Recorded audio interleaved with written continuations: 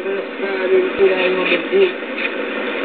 إخواني، الحمد لله الذي أمر بالدعاء ووعد عليه الإجابة وحث على أفعال الخير كلها وجعل جزاها القبول والإفادة، وسبحانه بالكريم الجواد رؤوف بالعباد يأمر عباده بالتقرب إليه بالدعاء ويخبرهم أن خزائنه يأخذها العباد. وعليه السلام تعرضوا لنفحات الله في جميع الأوقات بالدعاء والرجاء، واعلموا أن الدعاء يوجب الخير ويدفع البلاء،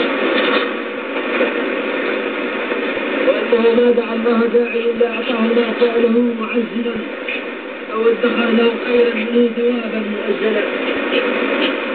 وطلب علماء السوء أعظم منه وإحسانا وتفضيلا، وبالصحيح مرفوعا